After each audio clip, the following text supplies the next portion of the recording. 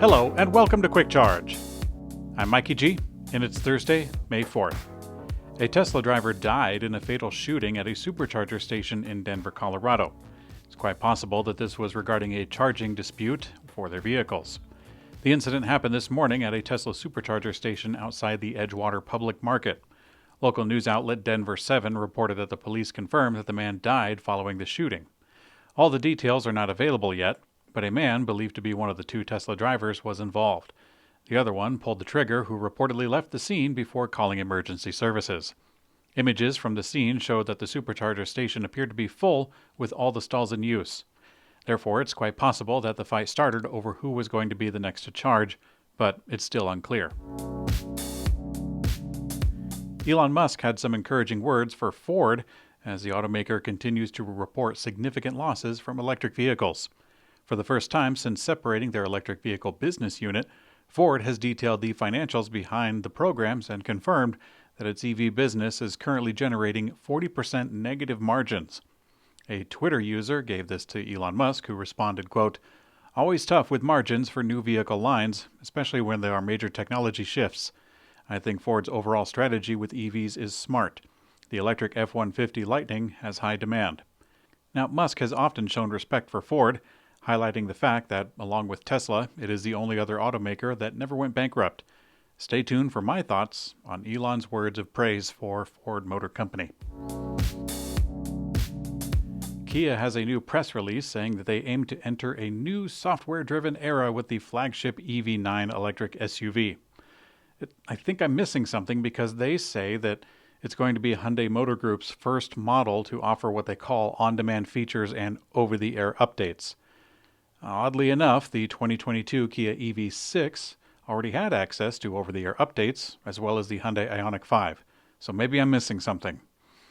But at any rate, the Kia Connect store currently offers features like Remote Smart Parking Assist 2 and Lightning Pattern, which allows the user to adjust small cube lamps adjacent to the vertical headlamps. I'm guessing that this is like a store for microtransactions and that they're trying to make it sound like it's a new and amazing thing. I don't know. I'm kind of lost to the PR here. I don't really get it. According to Ford CEO Jim Farley, the automaker intends to entice new customers with a large three-row electric SUV, the way that it did with the Ford F-150 Lightning. Will this be an electric Ford Explorer? Maybe yes, maybe no. Ford already has an electric Explorer in the works, headed for the European market where EV sales dominate. Rather than the full three-row SUV that we know here in the U.S., the Explorer in Europe will have a 5-seat, 2-row mid-size crossover section, and it's actually going to be based on the Volkswagen MEB platform. Nevertheless, Farley said, quote, "A lot of new customers bought a Lightning that never owned a pickup truck before, and we intend to do that with 3-row crossover and with a bunch of EV Pro vehicles, which we think will be a huge growth for us."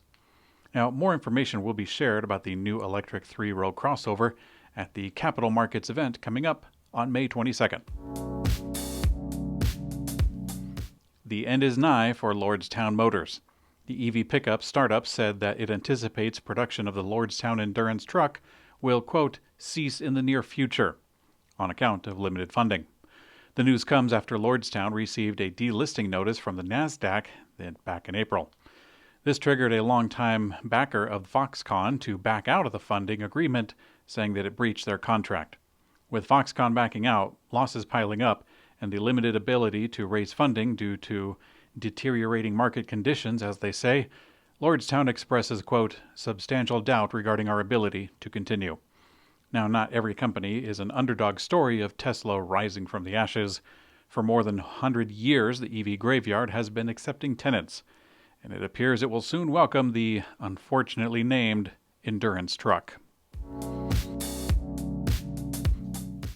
Solar electric three-wheeler company Aptera shared news regarding grants, funding, tooling, overseas, and solar development. We have a link to the hour-long video on our site, but here's some highlights they touched on.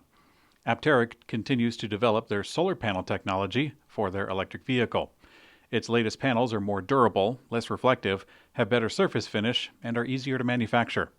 Aptera's vehicles have 3 motors which require 3 different inverters in the works. They're currently testing their own inverter technology and they're considering abandoning silicon carbide, used by many other automakers, in favor of a low-cost insulated gate bipolar transistor inverter. Both Apple CarPlay and Android Auto are in the works, along with a version of Sentry Mode. And they're also working on a potential off-road package, which to me sounds quite thrilling.